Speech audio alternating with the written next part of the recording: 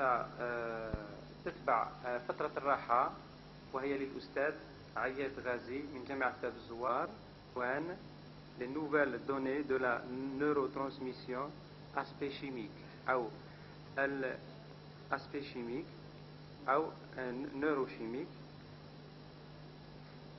اللي هي بالعربية المعطيات الجديدة حول النقل الكيميائي العصبي. هذا بالفرنسية يعني إذا كان في أسئلة إن شاء الله يعني يعني بعد المحاضرة.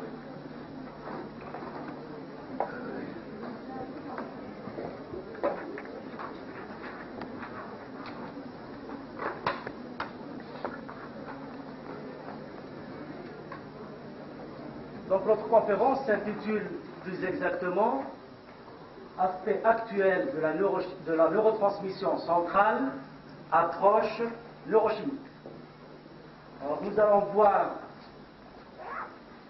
bien sûr une introduction,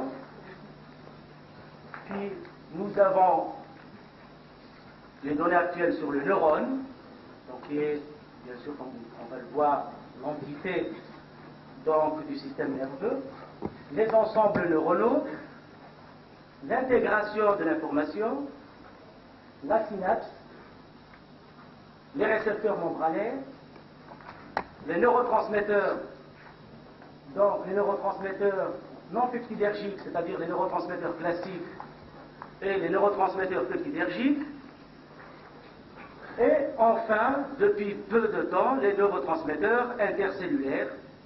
Bon, je dirais quelques mots. Et une donnée, disons, actualisée, c'est la notion de co-neurotransmission. Et je terminerai par deux chapitres, l'un sur les dérèglements, donc justement, de cette neurotransmission centrale dans les maladies dégénératives du système nerveux, et nous avons pris comme modèle la maladie de Parkinson. Et enfin, la compensation donc, du système nerveux et la plasticité neurale liée justement à ces dérèglements de la neurotransmission, avec bien sûr une conclusion, et je donnerai donc quelques références bibliographiques très très succinctes, puisque effectivement ce domaine est en plein chamboulement, comme on dit. Alors si vous me permettez, en guise d'introduction, nous savons que la perception de l'environnement se manifeste par les réponses donc, de certains organes aux signaux, aux stimuli. Quelques-uns de ces signaux, de ces stimuli, sont localisés donc à l'endroit même où ils se déroulent. Par exemple, dans le cas du toucher ou de la douleur, donc l'endroit se trouve, bien sûr, c'est la peau. C'est au niveau des récepteurs donc de la peau. D'autres signaux, par exemple, tels que le sang, sont plutôt projetés dans l'espace. C'est sous forme d'onde qui arrive donc au niveau donc, des stéréociles de l'oreille. La discrimination donc de ces signaux, de ces stimulus, a lieu bien sûr au point de réception. C'est-à-dire que cette réception ait lieu au niveau donc de la peau ou par exemple dans l'espace sous forme d'onde, ils arrivent. Donc la distinction se fait au niveau donc, des récepteurs, donc au niveau du point de réception, par exemple donc, au niveau des récepteurs cutanés pour le toucher et la douleur, et par exemple donc, concernant le sang, donc au niveau donc, de l'oreille interne, ou si c'est la lumière, au niveau de la rétine. Donc, puis, il y a la transmission donc, de ce signal. Cette transmission elle va s'effectuer à travers le système nerveux qui est constitué, on va le voir, donc d'ensembles qu'on appelle des ensembles discrets, et ces ensembles discrets, c'est les cellules donc neuronales, les neurones,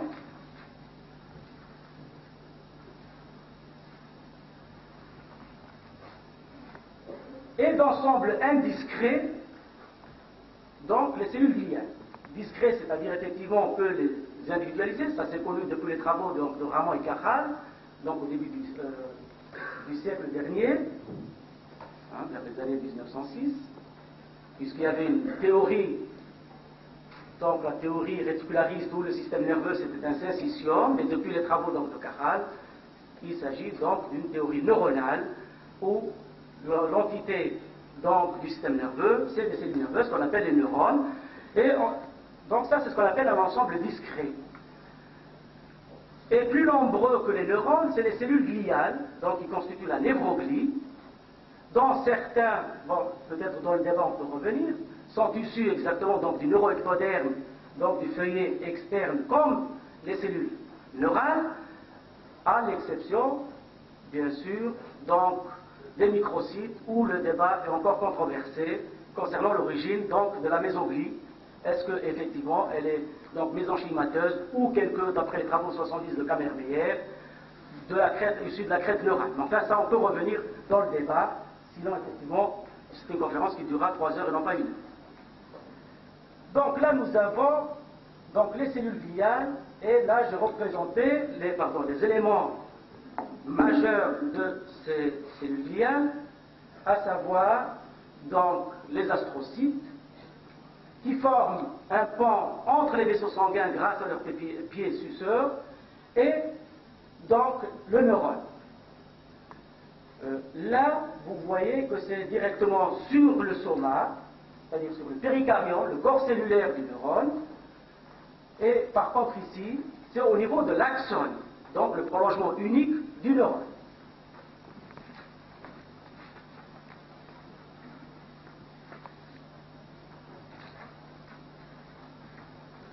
Donc une fois que ces stimuli donc, qui sont reçus de l'environnement, on l'a vu sous forme de pression, par exemple, telle que donc au niveau de la peau, par exemple pour le toucher, sous forme, ces stimuli sous forme, disons, d'ondes lumineuses, donc de quantum, de photons, donc de lumière, ou de bruit, enfin, sont convertis. Ces signaux sont ce qu'on appelle sont transduits, parce qu'il y a une transduction, c'est une forme donc, de conversion d'énergie en une forme en une autre, sont convertis donc en un flux électrique. Puis, cet influx lui-même électrique est converti donc en signal chimique. Et on va voir à chacun de ces événements, donc est associé un ou plusieurs composés biochimiques. La reconnaissance, justement, par les cellules des stimuli de l'environnement, que ce soit externe ou interne, nécessite justement un signal, ce qu'on appelle un signal transmembranaire, qui implique généralement ce qu'on donne aux étudiants, donc l'intervention d'au moins 3 protéines. Donc, la première protéine, c'est le récepteur donc, initial, c'est-à-dire le discriminateur, qui peut être évidemment donc, au niveau de la rétine, par exemple la rhodopsine, au niveau de la peau ou bien du jonction musculaire, par exemple c'est le récepteur de l'acétylcholine que nous verrons. Puis nous avons une protéine, la deuxième protéine, une protéine, ce qu'on appelle une protéine de transduction du signal. Et là, il y a énormément, il y a toute une panoplie, ça part, donc on les appelle les transducines, et ça, on va le voir au cours donc, de la conférence. Par exemple, c'est le cas des kinases qui interviennent dans les phosphorylations des protéines. La protéine G, donc qui est classique, maintenant qui rentre dans le cursus des étudiants. Ou enfin encore le canal ionique. Ça concerne donc la protéine de transduction. Et enfin, bien sûr, la troisième protéine, donc dans ce signal transmembranaire, c'est une protéine effectrice.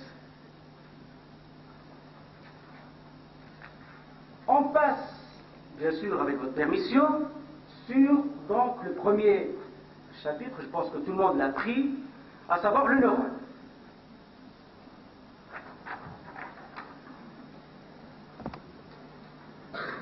Alors, ce neurone, cette page est prise justement, disons, de la Bible des neurobiologistes, à savoir le Condell.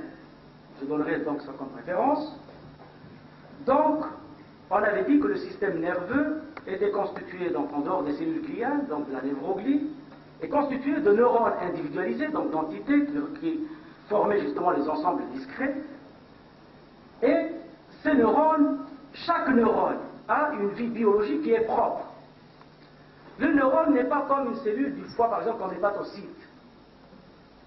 Le neurone, on ne peut pas remplacer, par exemple, un neurone par un autre neurone. Il est défini par le transmetteur, donc justement, chimique qu'il transmet, donc il sécrète. Il est défini par sa position dans l'organe. Or qu'un hépatocyte, que vous le prenez au niveau d'un lobe antérieur ou d'un lobe etc. Par contre, le neurone, effectivement, on va le voir, il a une vie, donc une propre vie biologique. Et c'est pour cette raison, d'ailleurs, qu'on dit que les neurones sont des cellules hautement spécialisées. Donc, pourquoi? Parce que chaque population neuronale, elle est spécialisée dans une fonction donnée. Donc, le neurone olfactif, qui transmet l'information olfactive, n'est pas le neurone, par exemple, gustatif ou le neurone donc, visuel. Donc, je disais que chaque population neuronale est spécialisée dans une fonction donnée, et les neurones donc, sont faits pour recevoir ce qu'on appelle donc des connexions spécifiques. C'est le principe, bien sûr, de la spécificité connexionnelle qui est connue depuis les travaux de Carrel. Bon, donc de reconnaître donc ces connexions,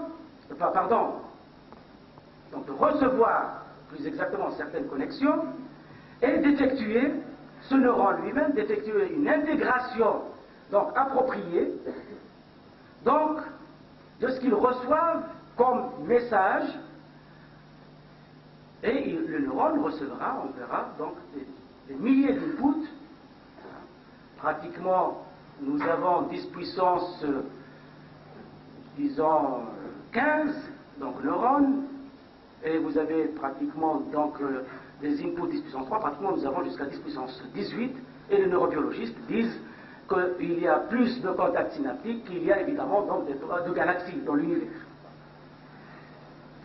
Donc, cette multitude d'informations arrive au neurone, et le neurone va donc intégrer donc, ces messages pour nous donner une seule décision. Donc, une seule décision, on verra évidemment comment, à d'autres neurones, bien sûr, qui sont aussi concernés par ces événements particuliers.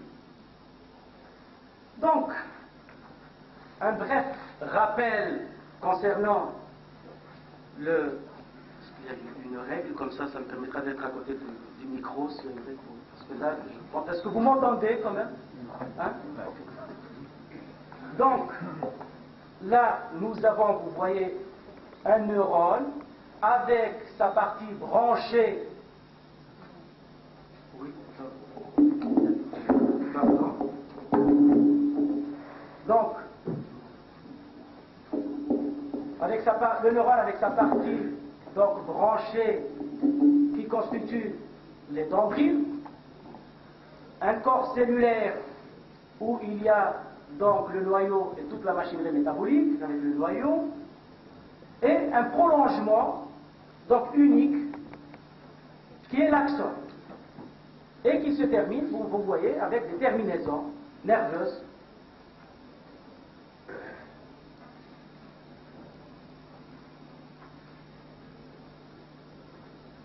Donc, ces dendrites,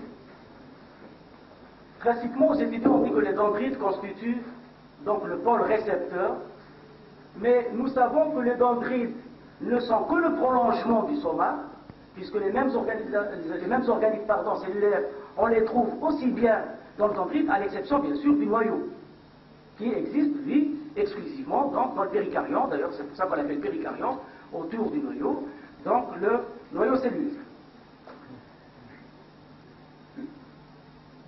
Donc on peut dire que les dendrites et le corps cellulaire et le soma actuellement sont considérés comme le pôle justement récepteur, alors que l'axone est considéré donc comme le pôle transmetteur du neurone. Or là j'ouvre effectivement une parenthèse pour donc, disons, les étudiants, c'est que classiquement donc le vecteur, le neurone était considéré comme un vecteur où l'influx donc passe vers l'axone. Or, nous savons que certaines synapses, on le verra, il y a plusieurs types de synapses, les dendrites peuvent faire synapse avec d'autres, soit avec d'autres dendrites, soit avec d'autres axones, et nous avons un passage entre la dendrite du neurone vers un autre neurone. Autrement dit, le neurone peut sécréter des messages aussi bien classiquement donc au niveau de la partie terminale donc de l'axone, et aussi bien soit par le soma, soit par les dendrites.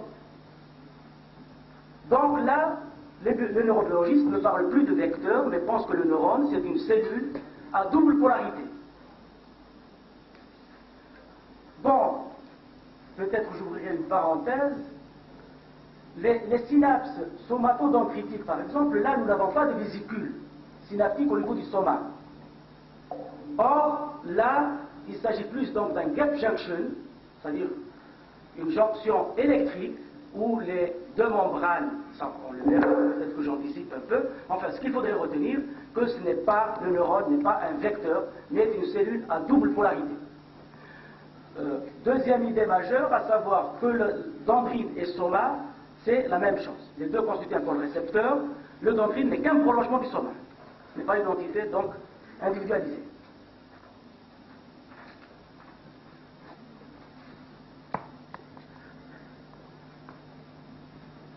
Bon, je le laisse pour les étudiants, de toute manière. Je passe donc à la classe des neurones.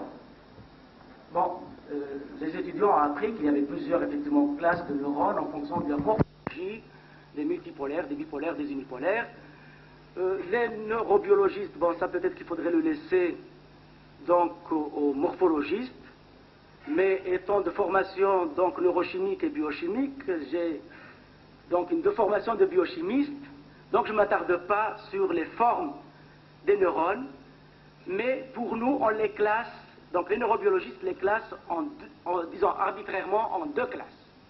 Donc des neurones qu'on appelle de projection, des neurones de relais, donc qui sont donc des neurones avec un long axone, hein, comme dans ce cas, donc avec un long axone, et c'est des neurones qui se projettent d'une région à une autre, donc du système nerveux. C'est-à-dire, autrement dit, il relie plus exactement donc deux régions d'un système nerveux à une autre région du système nerveux. C'est pour ça qu'on les appelle de relais, donc, ou de projection. Et dans cette classe de neurones, donc de projection de relais, nous avons ce qu'on appelle les voies, donc voies cholinergiques, voies catécholaminergiques, voies, bon ça c'est les voies, ou encore les commissures, par exemple entre les commissures interhémisphériques, entre les deux hémisphères. Nous avons bien sûr dans le cerveau les fibres de projection, les fibres d'association. Donc, toutes ces classes donc, de neurones appartiennent à la classe donc, de neurones de projection ou neurones de relais. Alors, ce qui nous intéresse, c'est que ces neurones, c'est leur fonction. C'est qu'ils ont une fonction de modulation ou de régulation.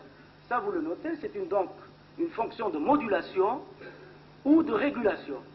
Ça, c'est les anciennes voies classiques donc, que connaissent les neurobiologistes. Ça, c'est le cas que vous connaissez, donc des motoneurones, donc des neurones donc, moteurs, des cellules, par exemple, pyramidales, donc soit aussi bien de l'hippocampe que du cervelet, ou encore les cellules de Purkinje, enfin que certains appellent Purkinje, je ne sais pas comment vous dites, si c'est Purkinje ou Purkinje. Hein. Bon, ça c'était la première classe, donc les neurones donc, de projection de relais. La deuxième classe, c'est les neurones, disons, qu'on appelle de circuits locaux ou de neurones locaux. C'est des neurones de circuits locaux ou neurones locaux. Alors là, ces neurones ont un axone qui est court.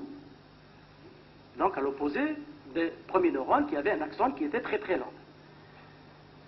Et ces neurones, donc de circuits locaux, sont en connexion avec d'autres neurones dans un voisinage immédiat. C'est-à-dire, ils ne relient pas une région à une autre, ils sont dans la même région, donc dans le voisinage immédiat. Ils interviennent par exemple dans les circuits réflexes. Et ce qui est important à noter, c'est qu'ils ont un rôle donc dans la sélectivité en information et dans l'exécution des programmes. Or que les neurones de relais, on avait vu, ils ont une fonction de modulation et de régulation, alors que les neurones des circuits locaux, ils ont donc un rôle dans la sélectivité, ils sélectionnent donc les types d'informations et les messages nerveux, et dans l'exécution des programmes.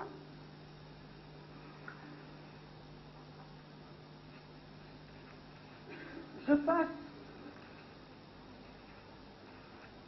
aux ensembles neuronaux.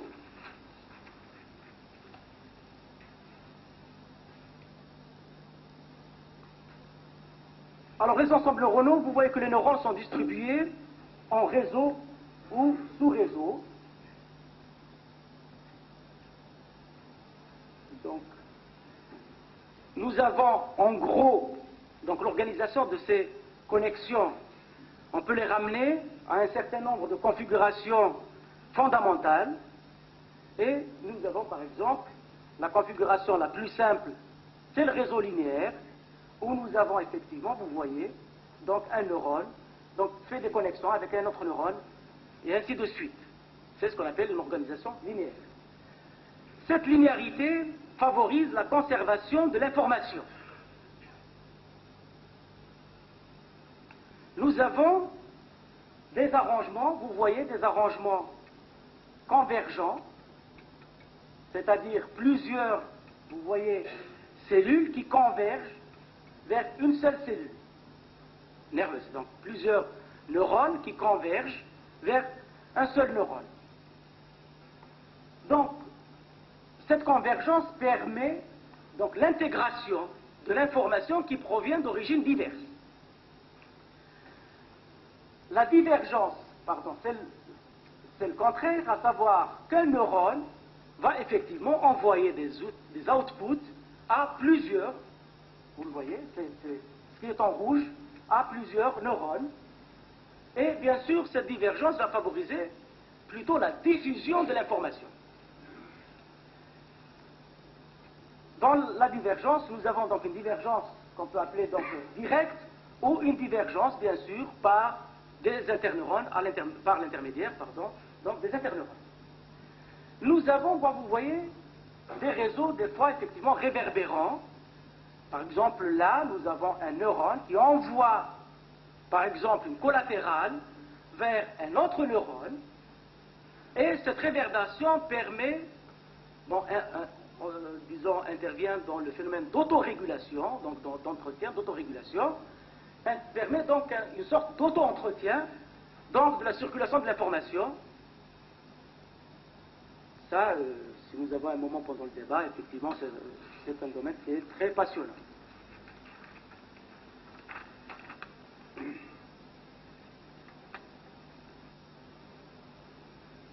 Puis nous arrivons effectivement donc à l'intégration de cette information. Donc, le neurone doit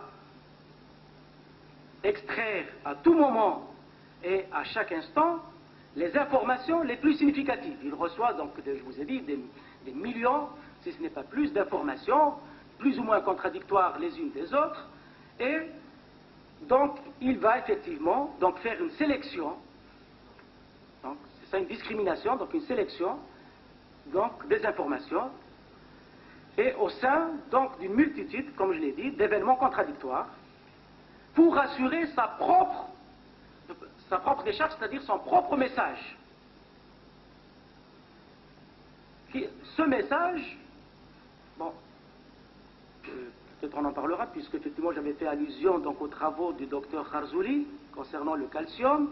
On verra que ce message va résulter soit de l'ouverture donc du canal ionique qui est au niveau de la membrane post-synaptique, qui va déterminer, selon bien sûr l'ion considéré, une excitation ou une inhibition. Bon, cette partie, je ne l'ai pas traitée, mais on peut revenir dans le débat en pensant que ça va être traité par un autre conférencier.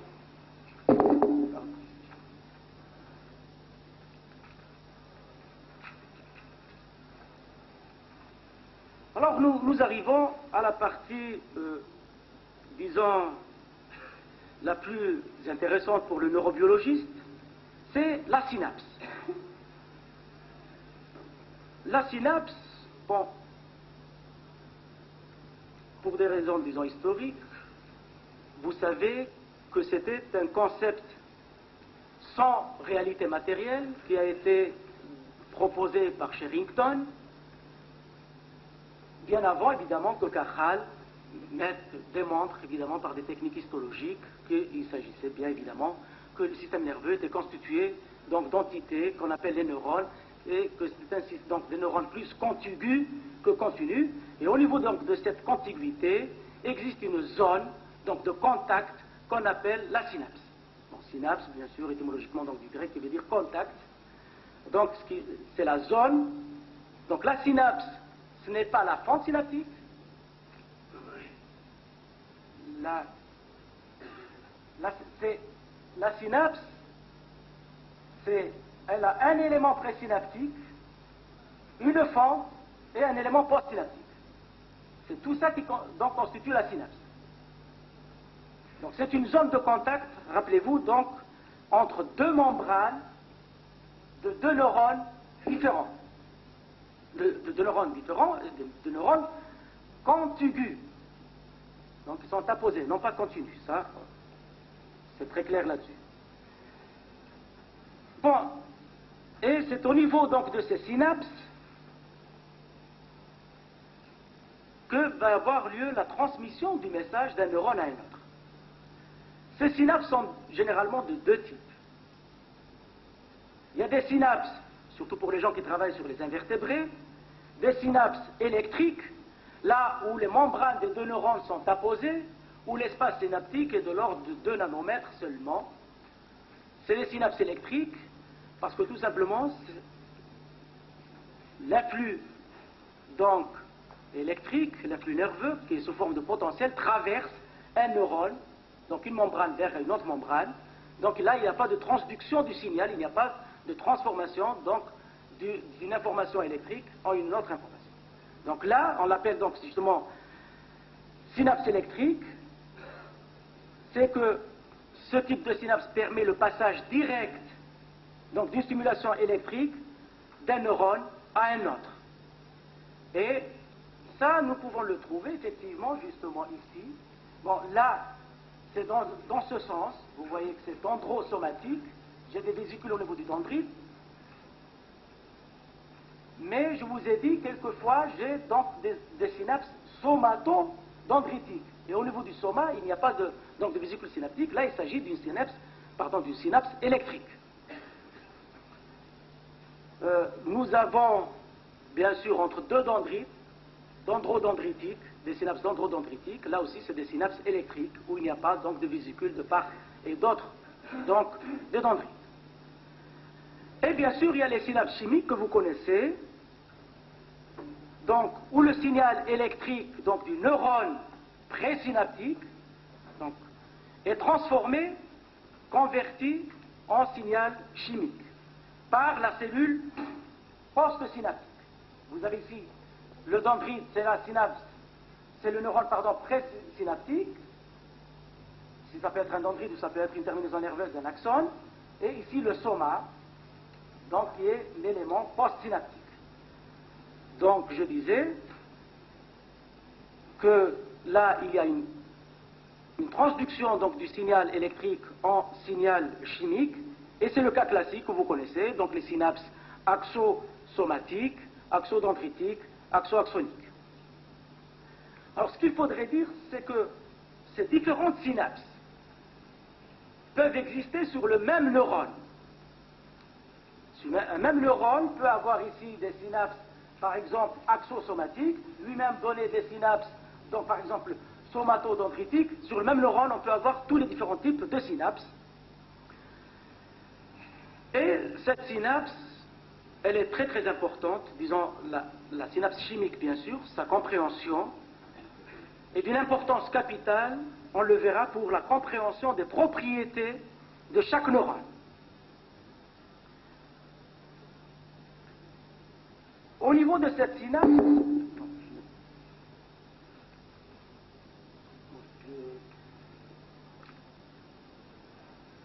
là je m'intéresse uniquement à la neurotransmission, donc ce qui se passe uniquement au niveau de cette synapse, mais il ne faudrait pas perdre de vue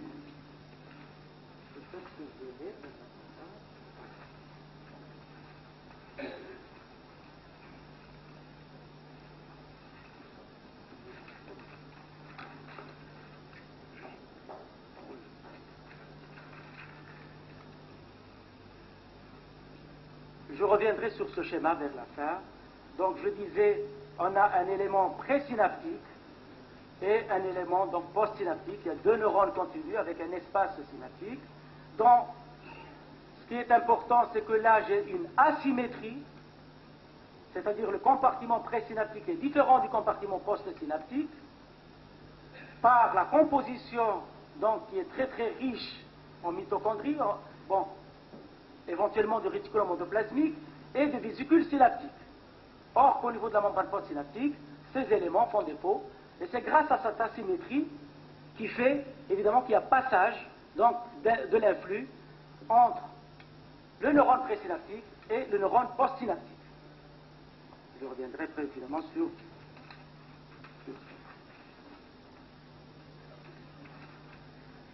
oui. Donc vous voyez ce qui est en rouge, pardon.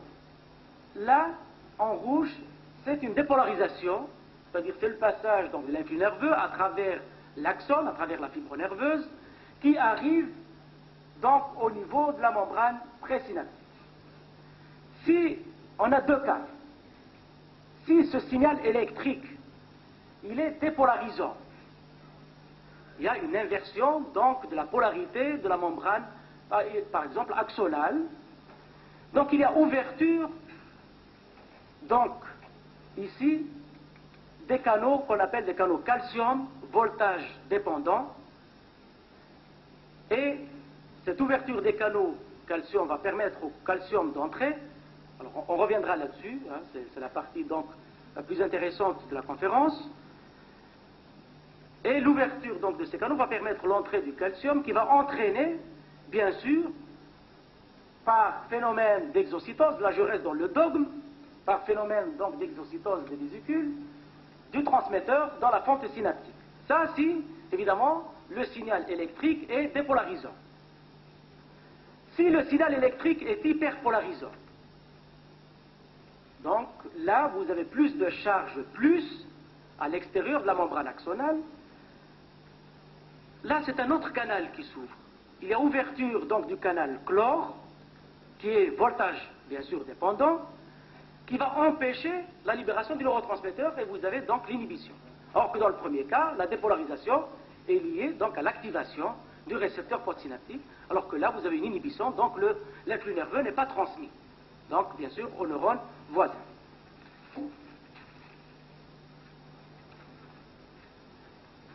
Alors on va prendre deux transmissions classiques, c'est la transmission cholinergique, où le transmetteur c'est l'acétylcholine, et une autre transmission, c'est la transmission donc noradrénergique. Alors c'est un rappel pour beaucoup d'entre vous. Vous avez, je passe donc, ça c'est dans le cas donc d'une neurotransmission cholinergique. Donc on a arrivé avant la partie donc présynaptique, au niveau du bouton terminal, nous avons la conduction du potentiel d'action le long de l'axe. Donc on avait vu que une fois le potentiel d'action arrive au niveau de l'axone, il y a, dans le cas d'une dépolarisation bien sûr, entrée donc ouverture donc des anneaux calcium voltage dépendant et entrée donc des ions calcium donc qui vont déclencher, si vous voulez, donc le phénomène d'exocytose permettant aux vésicules synaptiques de déverser leur contenu dans la fente synaptique. Et cette conduction, ce potentiel d'action qui arrive donc le long de l'axone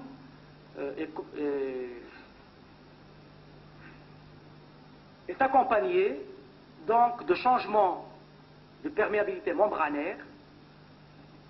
Vous avez donc le sodium, le chlore et le calcium donc qui vont entrer dans la cellule, dans le cadre de la dépolarisation, alors que le potassium sort de la cellule.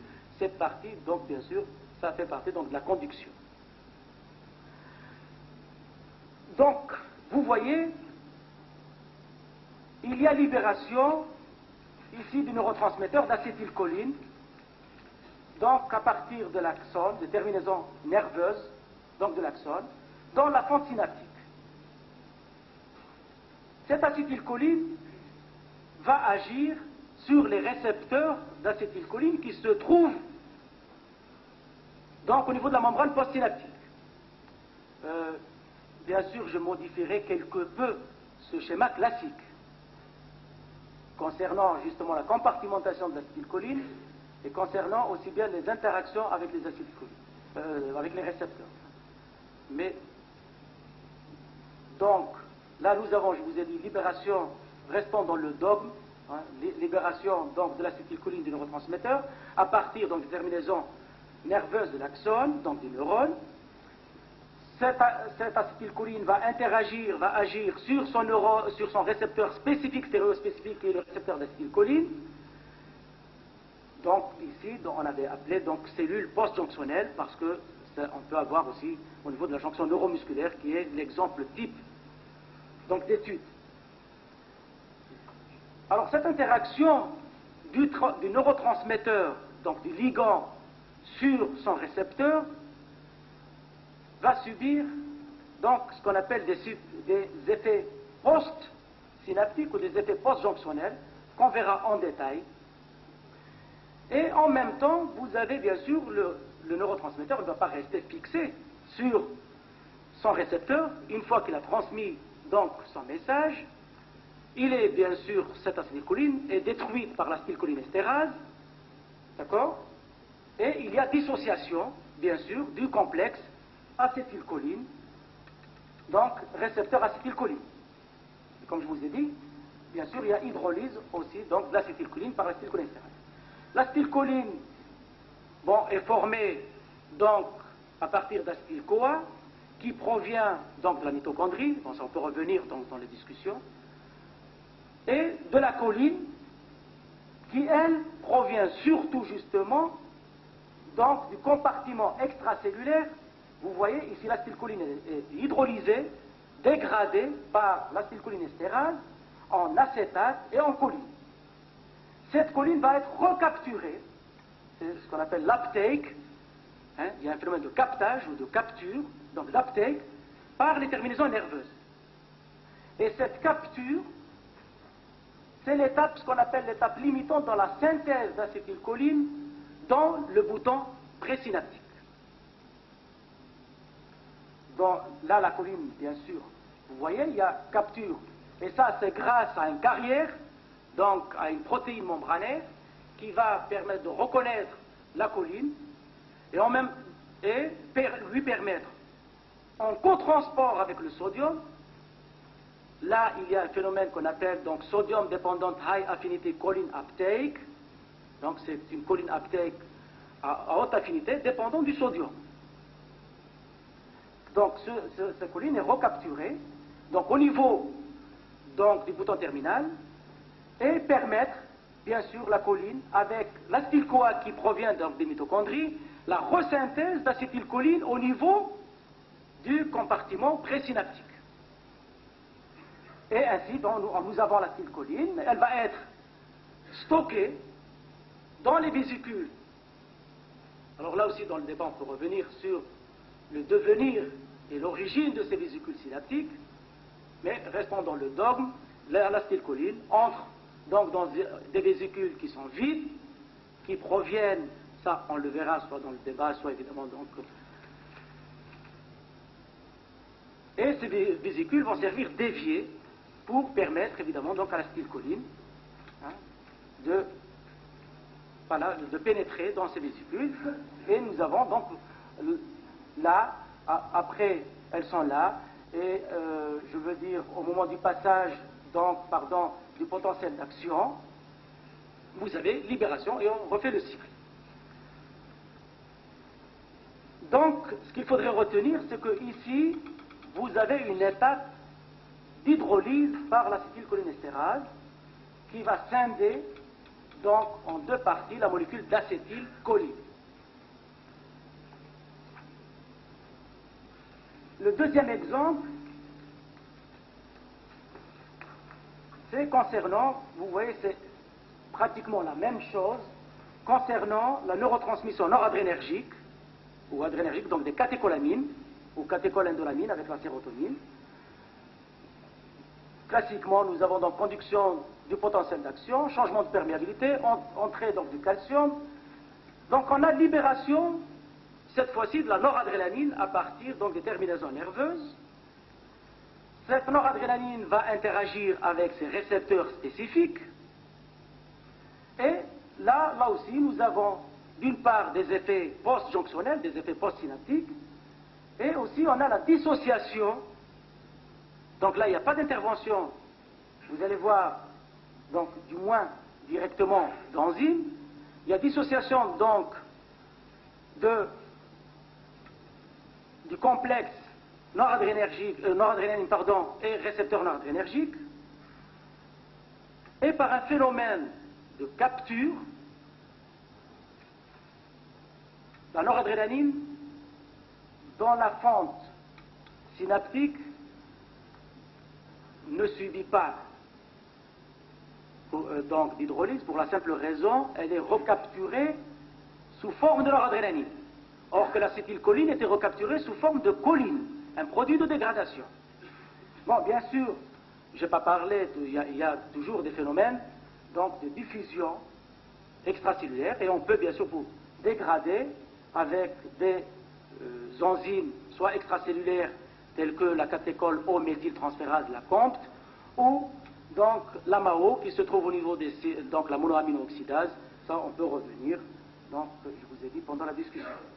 Donc il y a capture de la noradrénaline.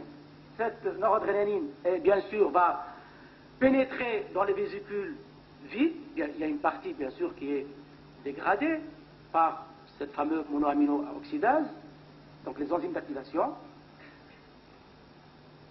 Et vous voyez, de toute manière, qu'on on ferme la boucle. Chose sur laquelle j'avais peut-être pas insisté, c'est que l'acétylcholine, elle est synthétisée dans le bouton présynaptique, alors que la noradrénaline, vous voyez, elle est synthétisée dans le soma, dans le corps cellulaire, dans le péricardium, et qui est transportée grâce au transport axonal, et plus exactement le transport axonal rapide, puisqu'on en a deux, ça on peut dire quelques mots. On a un transport axonal rapide et un transport axonal lent, aussi bien dans le sens orthograde ou antérograde que dans le sens rétrograde, c'est-à-dire des terminaisons nerveuses vers le soma. Le transport donc rapide se fait, disons conventionnellement, par l'intermédiaire donc de ces neurotubules, de ces neurofilaments qui existent dans l'axone.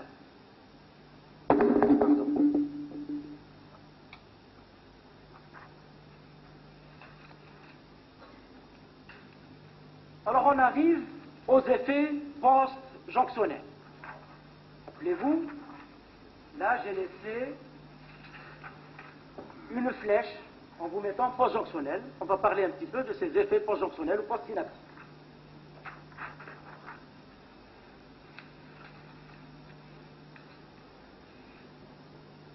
Alors, effet post-jonctionnel, les sites récepteurs donc post-synaptiques, on avait vu ceux qui étaient liés aux canaux ioniques chimiodépendants. Bon, on a parlé des canaux ioniques voltage dépendants pour le calcium, le sodium, le chlore, qui dépendent donc de l'arrivée du potentiel d'action. Et ici, ça dépend bien sûr du transmetteur qui est libéré dans la fente synaptique. C'est pour ça qu'on les appelle chimiodépendants. Donc dépendants donc, du ligand qui est de nature chimique, l'acétylcholine, la noradrénaline, etc.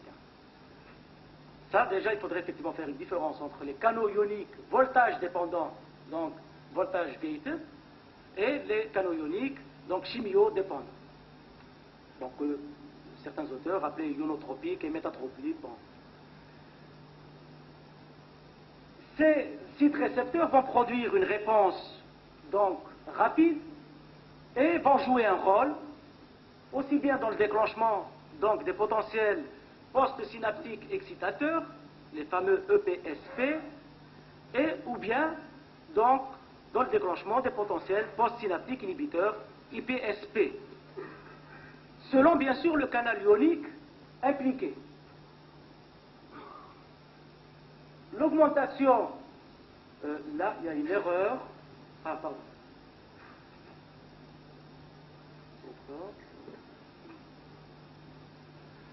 oui, je vais expliquer ça. Donc l'augmentation, ce qu'on connaît, c'est l'augmentation donc de la perméabilité, soit en sodium, soit en calcium, va entraîner une dépolarisation. Mais bien sûr, cela dépend au niveau donc, de certains mollusques, et ces travaux ont été énormément étudiés par Candel au niveau de la Clysie. La dépolarisation, elle est due justement à l'augmentation de la perméabilité au chlore. Or, ça c'est au niveau des canaux chimiodépendants. Or que nous avons vu au niveau des canaux voltage dépendants, le chlore, l'entrée du chlore entraînait une hyperpolarisation. Mais là c'est au niveau donc des chimiodépendants. L'augmentation dans la perméabilité, donc au potassium, et vous voyez au chlore, parce que c'est un autre tissu, il ne peut pas évidemment au niveau d'un même tissu donner une dépolarisation et une hyperpolarisation. Bon, je l'ai donné pour les étudiants parce qu'effectivement, ça dépend des tissus, ça dépend des cellules cibles. Ça, c'est le premier type donc de récepteurs, de sites récepteurs qui sont liés à des canaux chimiodépendants. Il y a un autre type, c'est les sites récepteurs postsynaptiques, bien sûr, qui sont liés à des seconds messagers. Bien sûr, on vous a tellement parlé de ce second messager qui est l'AMP cyclique, le CAMP. Mais depuis, bien sûr, il y a le calcium, et là, je regrette peut-être plus que vous l'absence du docteur Razzouli, qui devait effectivement parler donc de l'importance de ce calcium dans la transmission de l'information. Donc, comme second messager, il y a les nucléotides cycliques, à savoir le cyclique AMP, bon, que nous connaissons depuis les travaux de Sutherland de 60, les cycliques GMP, et depuis quelques années, bien sûr, en plus du calcium, bon, qui est connu à travers toutes les cellules, comme messager universel, les fameux, donc, PIP2, phosphoinositol, donc biphosphate, ou le déacylglycérol DAG, ou encore, je ne l'ai pas noté, l'IP3, l'inositol, donc 3-phosphate. Là, le premier type de canaux donc, produisait une réponse rapide. Par contre, ce type donc, de récepteur qui est lié au second messager va effectivement être impliqué dans des réactions plus ou moins donc, prolongées, et on va voir modifiant la machinerie métabolique. Alors à titre d'exemple, je vous ai donné ce petit schéma. Vous avez le neurotransmetteur qui arrive au niveau du récepteur membranaire postsynaptique, donc au niveau de la membrane bien sûr postsynaptique, et là vous avez un canal calcique qui lui effectivement est chimiodépendant. C'est-à-dire lorsque le neurotransmetteur se fixe sur le récepteur, il y a une cascade d'événements qui va permettre l'ouverture donc du calcium. Dans ce cas précis, j'ai pris comme second messager donc le PIP2, le DAG et l'IP3. Et rappelez-vous, j'avais parlé donc aussi de protéine G, donc de protéines transducines. Le neurotransmetteur se fixe sur son récepteur stéréospécifique au niveau de la membrane, qui est couplé à une protéine G,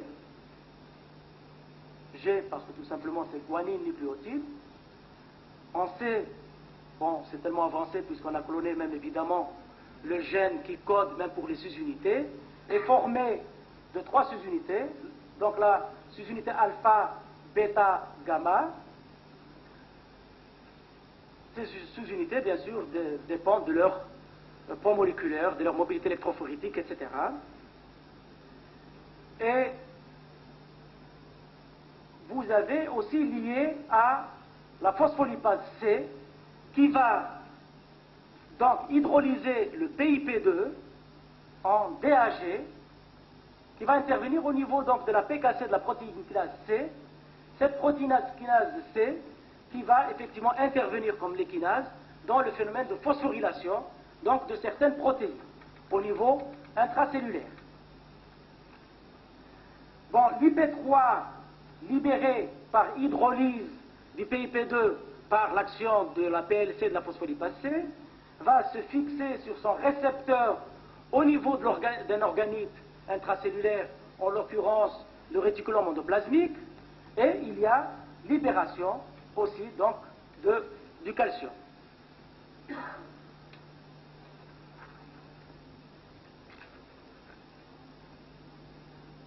Juste peut-être un retour en arrière concernant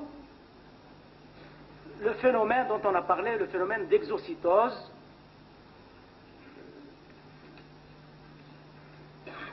J'ai préparé un transparent là pour les étudiants. Comment on imagine actuellement le phénomène d'exocytose? Vous avez donc, ça va dans ce sens, de TNS, vous avez votre vésicule synaptique avec son contenu synaptique, un neurotransmetteur par exemple, l'acétylcholine, qui est au niveau donc de la lumière de la vésicule synaptique, et vous avez des protéines bien sûr membranaires intrinsèques selon le modèle bien sûr de la mosaïque fluide de Singer-Nicholson. Et vous avez donc votre membrane plasmique avec les protéines intrinsèques. Bon, ces vésicules se rapprochent donc de la membrane présynaptique. Il y a apposition, fusion, entre les deux couches donc des lipides, les deux bicouches plus exactement des lipides, et il y a une transformation donc au niveau de la zone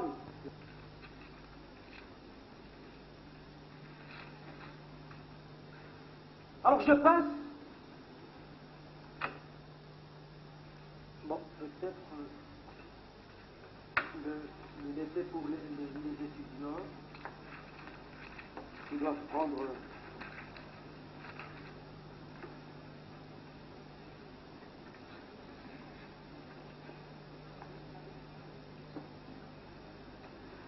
donc on passe au récepteur membranaire.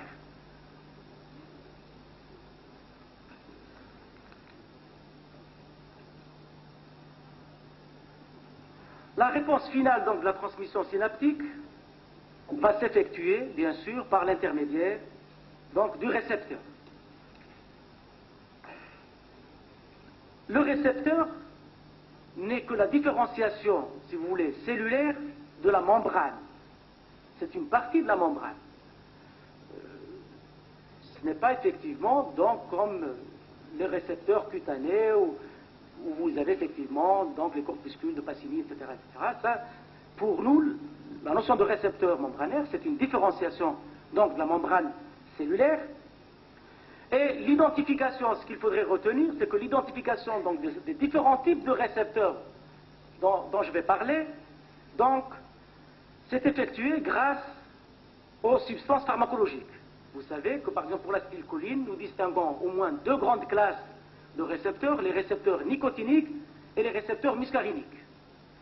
Et dans les récepteurs muscariniques, nous avons des récepteurs M1, M2, etc. Dans les récepteurs noradrénergiques, nous avons des récepteurs alpha, bêta, alpha 1, alpha 2, bêta, bêta 1. Bon, ça dépend bien sûr, donc l'outil de distinction de ces types de récepteurs ou de ces sous-types de récepteurs est lié donc aux substances pharmacologiques. Nicotine, parce que la substance évidemment donc provient donc de la feuille de tabac, et elle a la même action, c'est un agoniste, donc la même action, un agoniste donc de l'acétylcholine. Pour la muscarine, c'est la même chose, effectivement, elle a la même action que dans les récepteurs Alors, bon, ça c'est connu. Ce qui est moins connu, c'est que nous avons, au niveau donc de la synapse, des récepteurs présynaptiques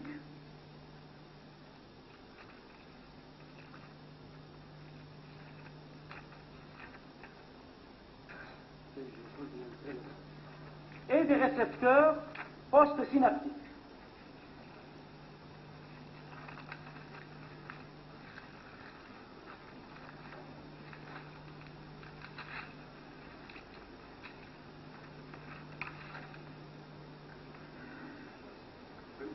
Ah, pardon.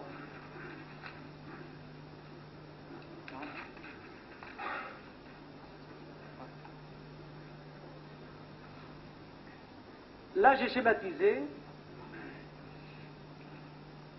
Bon, donc, un neurone présynaptique avec une membrane postsynaptique. Et là, nous avons donc deux types de récepteurs. Nous avons des récepteurs présynaptiques, c'est-à-dire déjà sur le neurone lui-même, et des récepteurs postsynaptiques. Ce que j'ai oublié de dire, c'est qu'au niveau de ce compartiment présynaptique, nous avons au moins, disons, deux types de synapses. Des synapses qu'on appelle des synapses excitatrices et des synapses, bien sûr, inhibitrices. Et sur le plan morphologique, on a lié ça à la forme des vésicules synaptiques. Les vésicules synaptiques qui sont rondes, on les trouve généralement donc dans les synapses excitatrices, et les vésicules synaptiques allongées, on les trouve donc dans les vésicules inhibitrices. Ça d'une part. D'autre part, au niveau du même synapse, on peut trouver des vésicules de petite taille et des vésicules de grande taille.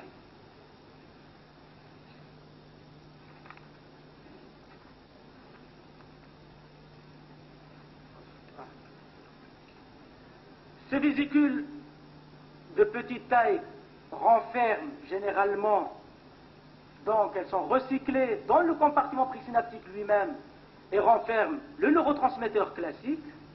Ça, on le traitera dans le paragraphe, donc dans la co-neurotransmission. Par contre, les vésicules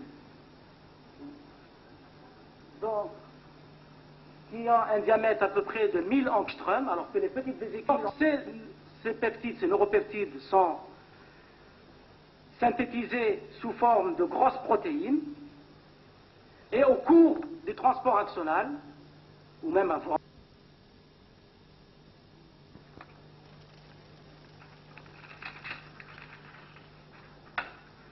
que nous connaissons actuellement, nous avons plusieurs familles.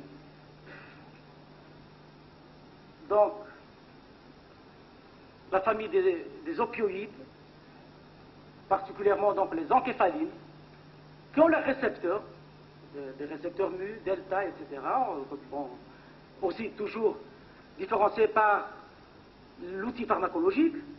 Nous avons des neuropeptides neurohypophysaires dont je vais parler, donc par exemple la vasopressine, l'ADH, l'ocytocine, et des neurophysines qui accompagnent justement ces deux. Bon, et ainsi de suite. Bon, vous voyez. Ces neuropeptides sont apparus après, évidemment, disons, la découverte des peptides gastro-intestinaux. Donc des peptides gastro-intestinaux, vous voyez la preuve, vous avez des gastrines, donc la cholécystiquinine qui est spécifique, bien sûr, donc du tractus duodo-jugénal, hein, ou gastro-duodénal. On le retrouve, pratiquement tous les peptides donc intestinaux, entre guillemets, on les retrouve donc dans le cerveau.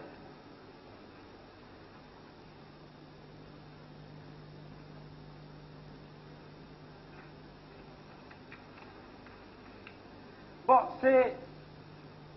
ces peptides, comme j'ai dit, donc, sont transportés du soma dans les granules de sécrétion vers le bouton donc, synaptique, la région présynaptique. Alors ces neuropeptides, de plus en plus, on pense qu'ils jouent un rôle dans la modulation des sensations et des émotions. Là, comme je vous ai promis, il y a une autre classe de neurotransmetteurs, mais je ne fais pas parler. C'est le neurotransmetteur, donc intercellulaire.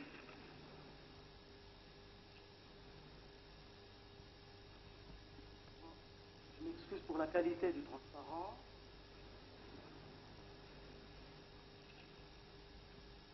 Donc, ici, vous avez par exemple un neurone glutaminergique, c'est-à-dire dans le neurotransmetteur, c'est l'acide glutamique, le glutamate, qui va se fixer sur le canal N-méthyl-D-aspartate, le NMDA, bien sûr qui n'a rien à voir avec le MDA. Donc, ce glutamate va se fixer sur son récepteur, qui va permettre la fixation du neurotransmetteur sur son récepteur spécifique, l'ouverture du canal, donc calcium. Ce calcium va se fixer, comme je vous l'ai dit, sur la calmoduline qui forme un complexe avec l'enzyme, le monooxyde d'azote synthétase, qui permet donc la synthèse du monooxyde d'azote, à partir, bien sûr, d'arginine qui se transforme en citrulline. Là, c'est pris donc d'un article de la recherche. Il faut rectifier le sens des flèches dans l'article. Donc, ce monooxyde d'azote va activer aussi bien une cyclase, une guanylcyclase, une guanylate cyclase du neurone ou de la cellule gliale pour permettre la synthèse du cyclique GMP. Et ce cyclique GMP, donc en étant synthétisé, va augmenter la synthèse du glutamate. Vous avez une boucle de rétroaction. Et ce phénomène intervient dans ce qu'on appelle la potentialisation à long terme, qui intervient bien sûr dans l'engramnésique, c'est-à-dire dans le renforcement de la mémoire. Ça, dans le débat, on peut effectivement revenir là-dessus.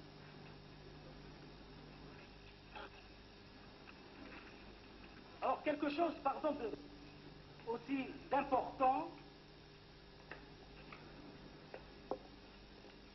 c'est la notion de co-neurotransmission. La notion de co-neurotransmission.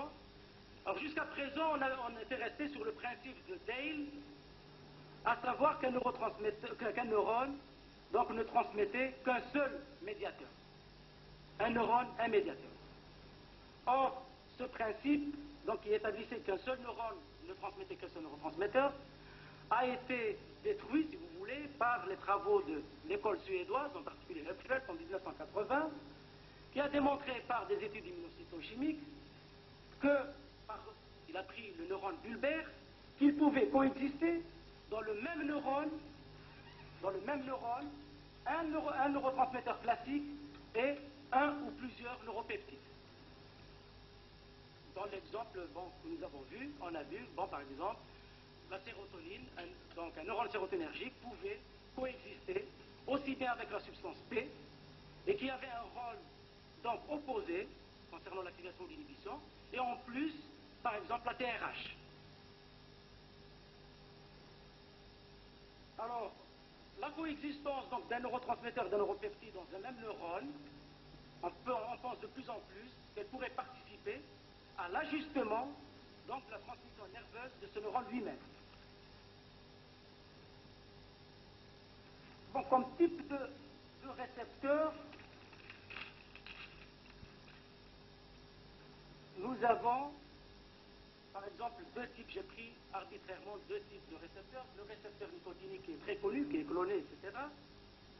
Donc, ce récepteur est formé donc, de 5 sous-unités, 2 sous-unités identiques alpha 1, alpha 2, et donc de 3 autres sous-unités, bêta, gamma, delta.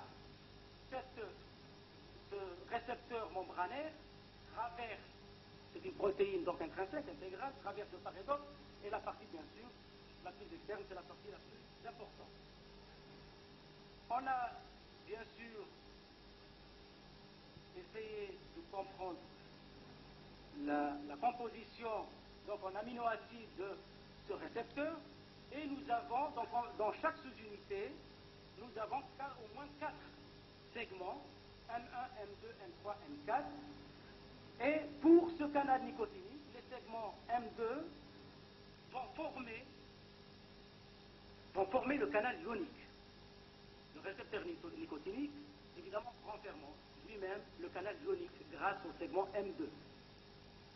Un autre type de récepteur, c'est le récepteur, par exemple, bêta-adrénergique. Là, c'est un récepteur qui traverse plusieurs fois, au moins 7 fois, il y a 7 domaines, la membrane, avec une extrémité CO2H cytosolique et une extrémité NH2, avec des coupures glucidiques sur l'extrémité extracellulaire. Je termine avec les dérèglements de la neurotransmission, donc dans les maladies du système nerveux. C'est bien beau, effectivement, de faire des études fondamentales, mais ce qu'on dit, c'est que la biologie d'aujourd'hui, c'est la médecine de demain. Alors, pour les dérèglements, donc, de la neurotransmission dans les maladies du système nerveux, j'ai pris comme modèle, bien sûr, on aurait pu prendre plusieurs modèles, ça va de la schizophrénie, j'ai pris le modèle plus classique, à savoir la maladie de Parkinson. La maladie de Parkinson, vous savez que c'est un modèle de maladie du système nerveux qui est attribué à un défaut, donc, dans la neurotransmission centrale, d'une part, et aussi c'est un modèle qui va nous permettre de démontrer comment la recherche dans la neurotransmission centrale peut conduire au développement d'une thérapie rationnelle de la maladie. La maladie donc de Parkinson, comme vous le savez tous, est caractérisée bien sûr par un tremblement, une rigidité donc des muscles squelettiques et une hypokinésie. Dans cette maladie,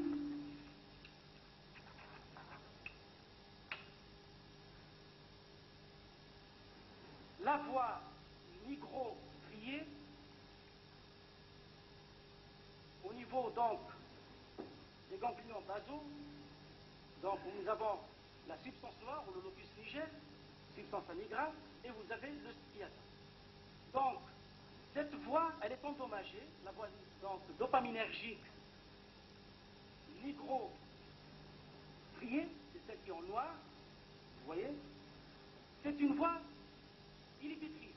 La dopamine ici, donc, intervient sur le récepteur B2, généralement de l'interneurone qui est cholinergique, et dans la mesure où il n'y a pas d'inhibition, ces interneurones, donc au niveau du striatum, vont être en hyperactivité. Ceci explique justement donc les désordres d'hyperactivité moteur. Ça, je reviens là-dessus, puisqu'effectivement on me presse. Compensation, la compensation, le dernier chapitre, c'était compensation et plasticité neurale. Pour les maladies de Parkinson, ce qui est curieux, c'est qu'elles n'apparaissent que lorsque vous avez 70% des neurones nigrostriés, des voies nigrostriées, qui sont détruits. C'est-à-dire, si au cours d'une affection dégénérative, le tissu donc, cérébral n'est détruit que très peu, donc le système nerveux lui-même va réagir et s'adapter par l'intervention d'un processus de compensation et de plasticité neurale. C'est-à-dire que les neurones nigrostriés, dopaminergiques, qui restent et qui ont été épargnés donc, par le processus pathologique, ont une activité dopaminergique accrue. Donc, autrement dit, vont compenser le déficit dopaminergique.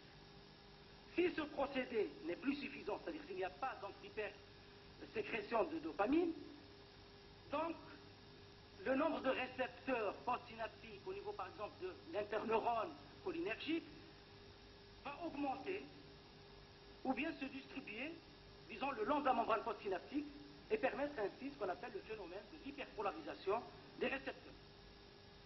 De plus, les neurones épargnés peuvent en plus, par exemple, multiplier le nombre de leurs contacts synaptiques et donc de nouvelles connexions. Et bien sûr, depuis les travaux de 79 de l'école suédoise de Borchkuhn, on fait donc des greffes cérébrales, donc des tissus par exemple de la médulo-surrénale du tissu chromafin, pour compenser justement ce déficit. Donc vous voyez que nos connaissances sur les neurotransmetteurs sont très utiles pour comprendre et analyser les mécanismes de la transmission synaptique, d'une part, et pour développer, identifier des substances neuropharmacologiques des maladies mentales, qui en retour peuvent nous éclairer sur le fonctionnement du système nerveux, en particulier le cerveau. Je vous remercie.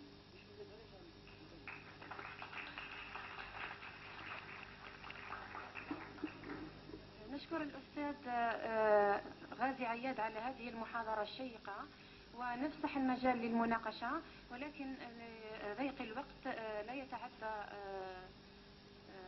10 دقائق. فعلى السادة راغبين في طرح الأسئلة أن يطلبوا الكلمة وأن يحترموا ضيق الوقت لهذه المناقشة. Nous commençons le débat et nous accordons 10 minutes.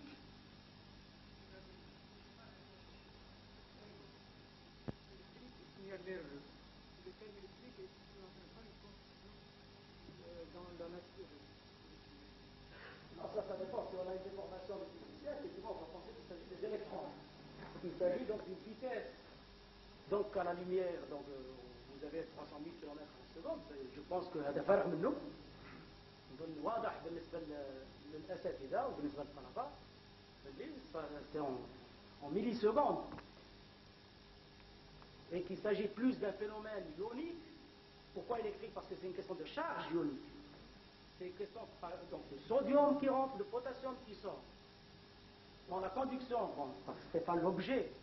La conduction, vous avez une dépolarisation qui est expliquée par la théorie ionique, avec entrée justement par ces canaux voltage dépendants. Lorsque le voltage, évidemment, s'inversé, lorsque vous passez donc de moins 90 donc à plus 40, vous avez une inversion. Je ne sais pas si je dois... Sinon, ça va être encore une autre conférence. Mais c'est pour dire de toute manière que électrique, ce n'est pas par rapport aux électrons, mais par rapport aux charges ioniques. Voilà.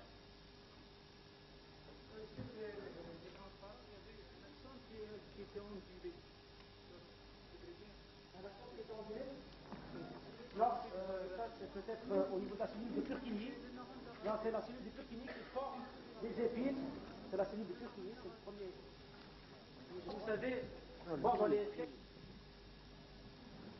Or, on sait évidemment donc le rôle important que joue la glie, parce que dans les ouvrages de base, on vous parle de glie, intervient donc comme tissu nourricier et dans l'architecture. Et ça s'arrête là. Or, que nous savons que la glie peut effectivement avoir des fonctions pseudo-neuronales, avec la transmission grâce au potassium, et on sait, bon, faut peut-être s'arrêter.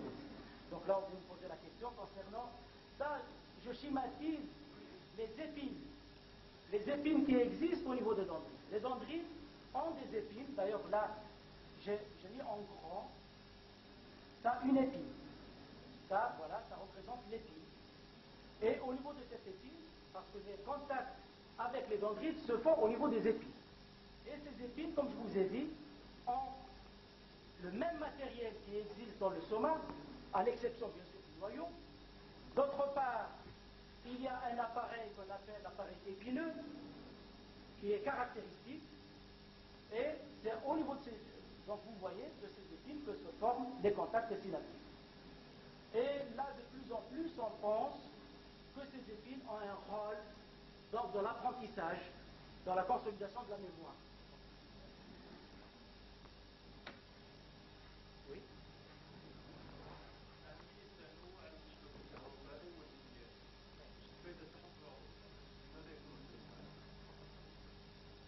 Premièrement, là on pose la question concernant l'importance des synapses électriques et des synapses chimiques. Les synapses électriques, ça permet donc, disons, le transfert direct et rapide du message nerveux. Et c'est ce qu'on trouve surtout au niveau des invertébrés. Par contre, la synapse chimique, ça suppose qu'il y a un transmetteur chimique. Alors là, moi, je ne peux pas effectivement jouer à l'avocat du diable en disant que tous les chercheurs ne sont pas d'accord sur cette théorie chimique, parce que jusqu'à nouvel ordre, on n'a pas trouvé de neurotransmetteur chimique dans la fente synaptique. Est-ce que c'est... Bon, c'est par déduction. L'équipe de Nack-Monson, de Feunack-Monson, ne pense pas du tout qu'il y ait dans la fente synaptique un transmetteur chimique. Mais ça, bon, c'est off record, hein, vous n'enregistrez pas ça, c'est pour répondre. Ils pensent tout simplement qu'il s'agit donc de l'ion potassium Et bon, vous allez dire, mais tous ces récepteurs par les outils pharmacologiques, etc. Mac Manson n'est pas n'importe qui, surtout qu'il a travaillé avec l'équipe de Newman de l'Institut de Max Planck et de Kaczynski de l'Institut de Jérusalem.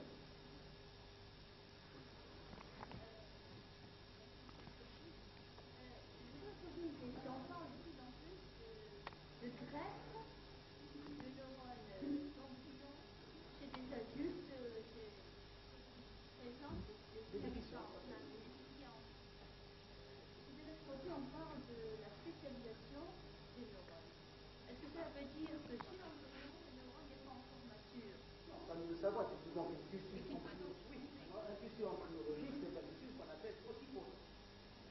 On dit qu'il y a plusieurs potentialités.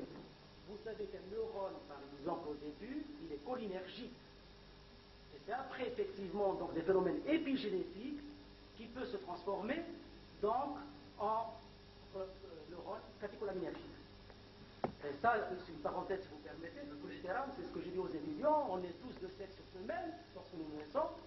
Et c'est avec donc la maturation des hormones que nous, effectivement, il y a la distinction entre mâle et femelle.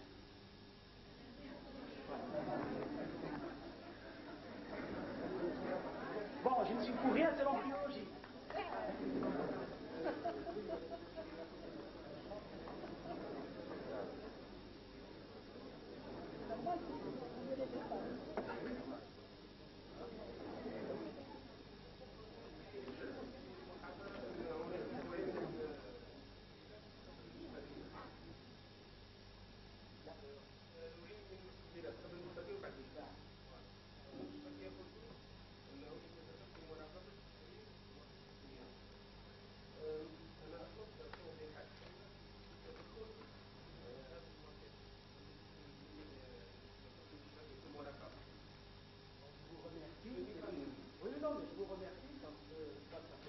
Terminer la conférence. Okay. Bon, je prends donc effectivement, ça, tout à l'heure on était passé dessus. Donc vous voyez, là je vous ai dit, j'ai un neurone présynaptique et une membrane postsynaptique. Ça va dans ce sens, hein, d'accord? Vous avez le schéma 1, 2, 3 et le schéma 4.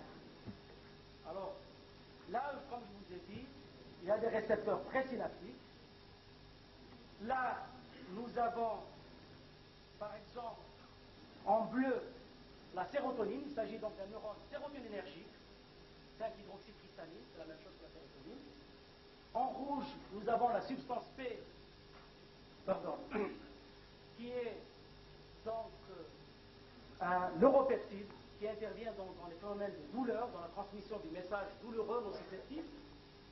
Et nous avons un autre neuropeptide qui est la TRH, que vous connaissez, qui est un hormone qui intervient au niveau des hormones thyroïdiennes.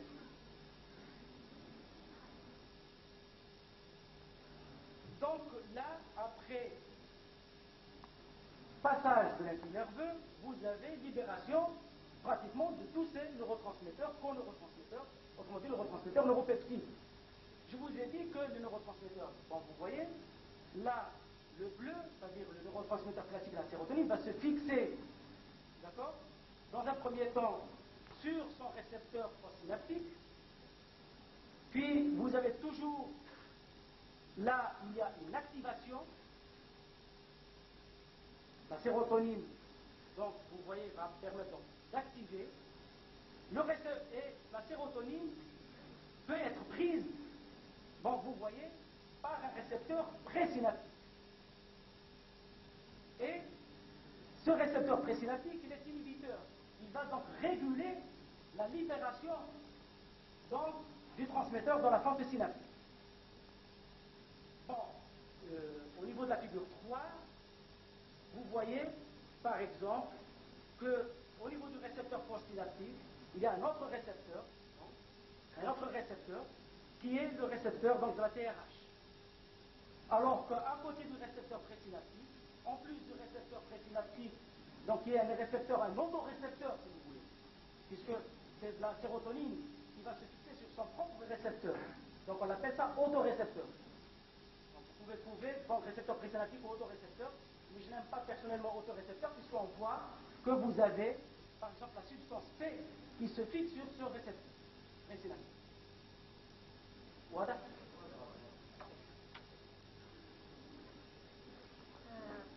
سؤال أخير لأن الوقت لم يبقى.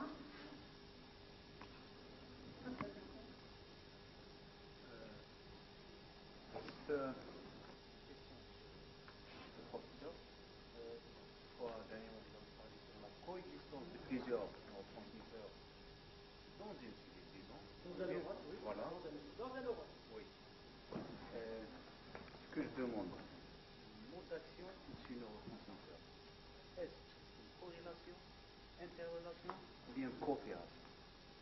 C'est une coexistence et une coopération, puisque je vous ai dit, là on vient de le voir, bon, je pense que ça n'a pas été.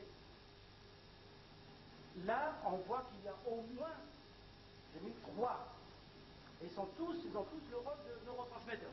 Alors, je n'ai pas voulu rentrer dans des querelles sémantiques entre neurotransmetteurs, neurohormones, neurorégulateurs, neuromédiateurs. Ça, je pense que c'est un reflet de notre ignorance dans ce domaine-là. Ça, c'est mon avis personnel. Donc, je disais, maintenant le rôle. Je vous ai dit que les neuropeptides, ils avaient un rôle de modulation. Et lorsque certains co-neurotransmetteurs donc, arrivent, ça c'est dans le rôle de la régulation. Donc pour réguler justement donc la sécrétion du neurotransmetteur de la fontinane. Mais c'est encore JDH, c'est tout ce qu'on connaît. Moi ce que je connais à travers mes études. Pardon, je m'excuse, si vous permettez, moi je vais vous donner des références. J'ai une manie.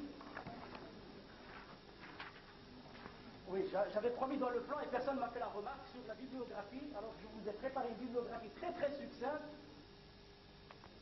Ça c'est l'honnête neurobiologiste. Hein, donc, vous avez bien sûr le Condell. Hein. Il y a au moins 3 bouquins qui sont incontournables, à savoir le Condell, le McGill et le Seager.